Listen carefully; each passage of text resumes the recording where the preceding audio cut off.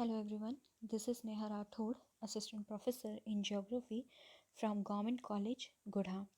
Today I am going to teach types of rainfalls. वर्षा के प्रकार, जल वर्षा के प्रकार। जल वर्षा के लिए जो है सबसे पहले वायु का संतृप्त होकर संघनित होना आवश्यक होता है और इसके लिए ज़रूरी है कि वायु का ऊपर उठना, ताकि वायु ठंडी होकर संतृप्त हो जाए। औसांक के बाद वायु के ठंडे होने पर संघनन प्रारंभ हो जाता है।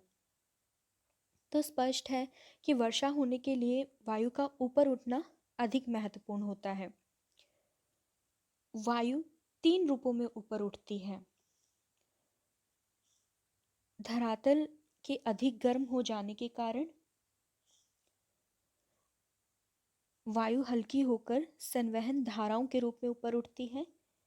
दूसरा, हवा पर्वत के सहारे ऊपर उठती है। और तीसरा, चक्रवातों में वाताग्रह या सीमांत के सहारे गर्म वायु ऊपर उठती है। तो इन्हीं सभी आधारों के आधार पर वर्षा को 3 प्रकारों में विभाजित किया जाता है। नंबर 1, संवहनीय जल वर्षा, कन्वेंशनल रेनफॉल। नंबर 2, पर्वतीय जल वर्षा, ओरोग्राफिक रेनफॉल। एंड नंबर 3, चक्रवातीय जल वर्षा, साइक्लोनिक रेनफॉल। तो सबसे पहले हम बात करेंगे संवहनीय वर्षा के बारे में, कन्वेंशनल रेनफॉल। इसमें हम डायग्राम में देख सकते हैं कि सबसे पहले मैं इसके जो प्रोसेस है वो समझाना चाहूँगी। ये दिन में जब जो है बहुत ज़्यादा हीट के कारण या बहुत ज़्यादा ऊष्मा के कारण धरातल जो है वो गर्म हो जाता है, और जिस कारण जो है वायु जो उसके कांटेक्ट में आती है वो गर्म होकर फैलती है। कोई भी चीज़ अगर फैलेगी तो वो हल्की हो जाती है।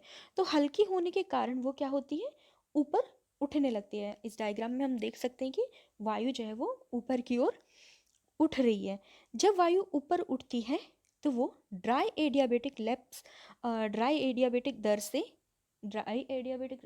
दर जो होती है उसमें क्या होता है कि वायु जो है पर किलोमीटर 10 डिग्री सेल्सियस की दर से ठंडी होती है। ठीक है, तो जिस कारण जब वायु जो है वो शुष्क एडियाबेटिक दर से ऊपर उठती है तो उसमें टेम्परेचर जो है वो घटता जाता है और उसकी जो सापेक्षिक आर्द्रता जो होती है वो बढ़ती जाती है। इन दोनों में ऑपोजिट रिलेशन होता है, इन्वर्स रिलेशनशिप होता है, सॉरी, जिसमें कि एक बढ़ेगा तो दूसरा घटेगा। यहाँ पे टेम्परेचर घट रहा है तो सापेक्षिक आर्द्रता जो है वो क्या होने लगती है, बढ़ने लगती है। और शीघ्र जो है वायु जो है वो संतृप्त हो जाती है और पुनः ऊपर उठने पर संघनन प्रारंभ हो जाता है, जिस कारण जो संघनन की गुप्त ऊष्मा है वो वायु में मिल जाती है और जिससे वायु पुनः ऊपर उठने लगती है और अंततः उस सीमा तक पहुंच जाती है जहां पर वायु का तापमान इसके बराबर हो जाता है। और इस अवस्था में संघनन के बाद कपासी मेघ का निर्माण होता है और तीव्र वर्षा जो है वो प्रारंभ हो जाती है। वायु ऊपर उठती वायु शीघ्र ठंडी होती है, अतः संवहनीय वर्षा मूसलाधार रूप में होती है। क्योंकि जो कपासी वर्षा मेघ जो होते हैं वो आकाश में सीमित क्षेत्र में होते हैं। इसके बाद यदि मैं बात करूं तो इस वर्षा के साथ में जो बारिश होती है उसमें बादलों के साथ साथ गर्जन भी होती है, चमक के साथ साथ गर्जन भी होती है। और इस तरह की जो वर्षा है, सबसे ध्यान देने वाली बात है कि इस तरह की जो वर्षा है वो भूमध्य रेखीय भागों में होती है, अधिक होती है, जहाँ पर यह दिन में प्रतिदिन दोपहर तक धरातल गर्म होने के कारण संवहनीय धाराएं उठने लगती हैं तथा 2-3 बजे तक काले बादल जो है वो छा जाते हैं और फिर घनघोर वृष्टि वहाँ पर जो है वो होती है। भूमध्य जो भाग होते हैं, इस तरह की वर्षा वर्ष के गर्म गर्म मौसम तथा दिन के समय होती है। यहाँ पर ये जो वर्षा है वो नियमित रूप से होती है। संवहनीय वर्षा के अल्पकालिक तथा तीव्र होने के कारण अधिकांश जल नदियों द्वारा सागर में चला जाता है और भूमि क्षरण और अपरदन जो है वो अधिक होता है। ये इसकी कुछ जो है कह सकते हैं कि इसकी कैरेक्टरिस्टिक्स हैं इस वर्षा की। समशीतोष्ण भागों में भी संवहनीय जो वर्षा है वो होती है, लेकिन वहाँ पर ये मूसलाधार रूप में न होकर सामान्य रूप में होती है, जिस कारण मिट्टियों में समावष्टि हो जाता है। उष्ण रेगिस्तानों में भी संवहनीय वर्षा जो है वो होती है, परंतु वायु में आर्द्रता की कमी के कारण उसे अधिक ऊंचाई तक जाना होता है। इन भागों में वर्षा जो है वो नियमित न होकर आकस्मिक रूप से होती है कि कभी भी अचानक से हो जाती है। फिर हम बात करेंगे पर्वतीय वर्षा के बारे में, ओरोग्राफिक रेनफॉल। इसमें हम जो है इस वर्षा को होने के लिए किसी अवरोध का होना या पर्वत का होना जो है वो ज़रूरी होता है, क्योंकि उन्हीं के ढाल के सहारे जो वायु ऊपर उठती है, जिस कारण शुष्क एडियाबेटिक तापपतन दर द्वारा ठंडी होने लगती है और जिस कारण वायु की जो सापेक्षिक आर्द्रता है वो बढ़ने लगती है। फिर एक निश्चित ऊंचाई पर पहुंचने के बाद जो वायु है वो संतृप्त हो जाती है और संघनन जो है वो प्रारंभ हो जाता है। घनघोर विस्तृत बादल छा जाते हैं और वर्षा जो है वो प्रारंभ हो जाती है। संघनन की गुप्त ऊष्मा में मिल जाती संघनन गुप्त ऊष्मा हवा में मिल जाती है और जिस कारण वायु का ऊपर उठना जारी रहता है और हवा आर्द्र एडियाबेटिक तापपतन दर आर्द्र एडियाबेटिक तापपतन दर में जो है प्रति हजार मीटर पर 5 डिग्री सेल्सियस जो है वो टेम्परेचर घटता है, से ठंडी होकर बढ़ती हुई ऊंचाई पर भी वर्षा करती जाती है। यही कारण है कि बढ़ती ऊंचाई के साथ वर्षा की मात्रा भी बढ़ती जाती है। पर्वत के जिस ढाल पर हवा टकराती है उसे ये ध्यान देने वाली बात है कि जिस ढाल पे हवा टकराती है उसे पवनमुखी ढाल विंडवर्ड स्लोप कहते हैं और इसी ढाल पर जो है वर्षा होती है। इसे वृष्टि ढाल रेन स्लोप भी कह सकते हैं हम लोग। और पर्वत के जिस ढाल के सहारे हवा नीचे उतरती है उसे पवन विमुखी ढाल कहते हैं, लीवर्ड स्लोप कहते हैं।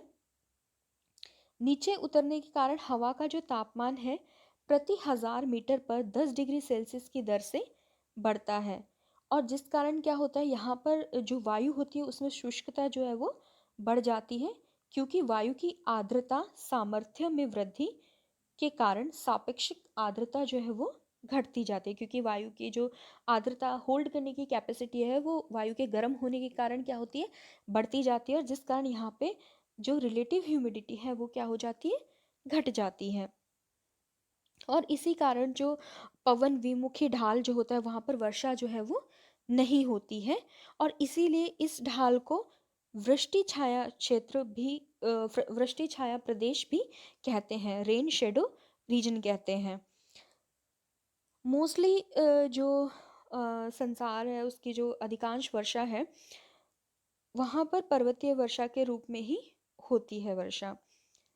इसकी अगर हम देखें पर्वतीय वर्षा के लिए क्या दशाएं जो हैं, क्या कंडीशंस होनी चाहिए कि पर्वतीय वर्षा हो, तो सबसे पहली जो इम्पॉर्टेंट चीज़ है वो ये है कि पर्वत की स्थिति, मतलब पर्वत की स्थिति का मतलब है जैसे जो पर्वत है वो वायु से मतलब उसके परपेंडिकुलर पे होना चाहिए, मतलब उससे अवरोध उत्पन्न करने वाला होना चाहिए हवा से। ऐसा ना हो कि वो हवा जो है उसके पैरेलल ही निकल जाए। जैसे अरावली की हम बात करें राजस्थान में, तो अरेबियन सी से आने वाली जो हवाएं हैं वो इसके समांतर निकल जाती हैं, जिस कारण हमारे यहाँ पे मानसून जो है वो बहुत अच्छा नहीं हो पाता है। पर्वत की स्थिति की बात करें तो उष्णार्द्र वायु के मार्ग में उच्च पर्वत की स्थिति समकोण पर होनी चाहिए ताकि हवा उससे सीधे अवरुद्ध होकर ऊपर उठ सके। यदि पर्वत प्रचलित हवा की दिशा के समांतर होते हैं तो हवा बिना रुकावट के आगे निकल जाती है। तो यहाँ पर हम अरावली का एग्जाम्पल जो है वो देख सकते हैं।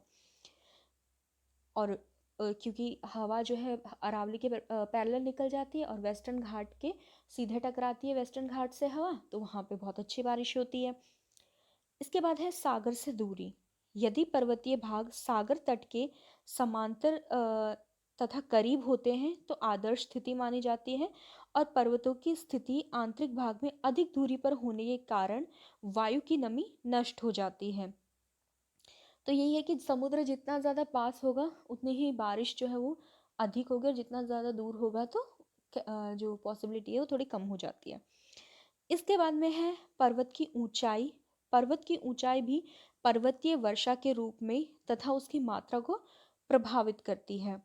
यदि पर्वत सागर तट के पास है और कम ऊंचाई से भी वर्षा हो जाती है, क्योंकि थोड़ी ऊंचाई पर ही वायु जो है वो संघनित हो जाती है। आंतरिक भागों में पर्वत की ऊंचाई अधिक होनी चाहिए। फिर नेक्स्ट इम्पॉर्टेंट जो है कि वायु का आर्द्र होना ज़रूरी है।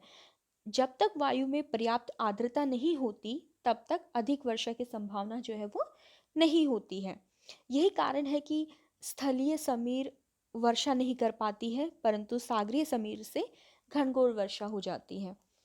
फिर है पर्वतीय वर्षा की विशेषताओं की, अगर यदि हम बात करें तो इसकी विशेषता में सबसे पहले है कि सर्वाधिक वर्षा कहाँ पर होती है, पवन मुखी ढाल पर होती है, तथा पवन विमुखी ढाल पर जो है न्यूनतम वर्षा होती है।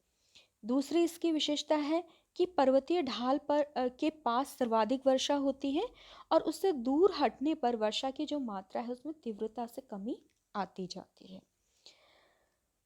फिर थर्ड जो है, यदि पर्वतीय भाग सामान्य ऊंचाई वाला है तो अधिकतम वर्षा चोटी पर नहीं हो पाती बल्कि दूसरे ढाल की ओर चोटी से थोड़ा आगे जाकर होती है।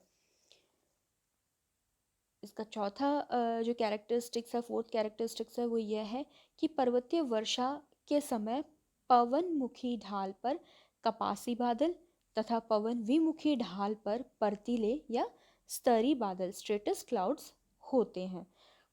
ओके, अब हम बात करते हैं, हाँ एक और चीज़ इसमें इम्पॉर्टेंट है कि पर्वतीय अवरोध के रहने पर यह वर्षा जो है पर्वतीय वर्षा की किसी भी मौसम में हो सकती है।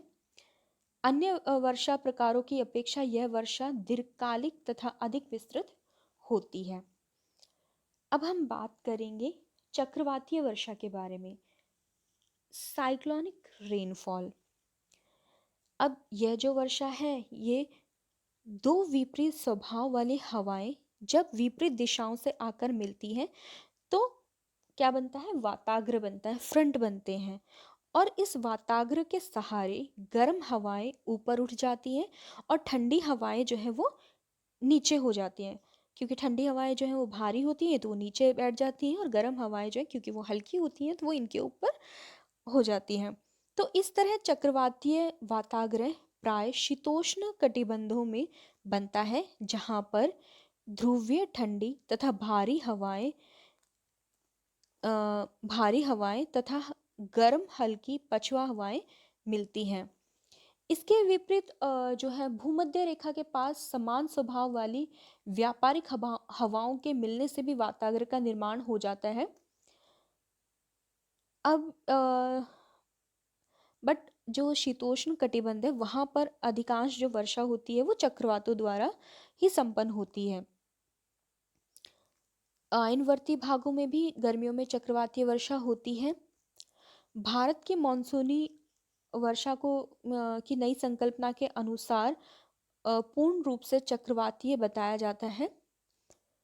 उत्तरी भारत में जाड़े के मौसम में पश्चिम से आने वाले चक्रवातों से यहाँ पर हल्की वर्षा जो है वो होती है।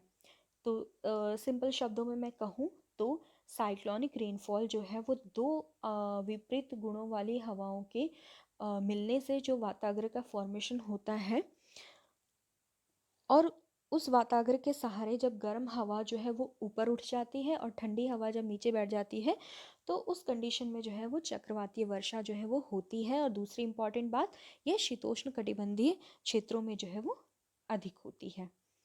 सो ये थे टाइप्स इसके। Thank you.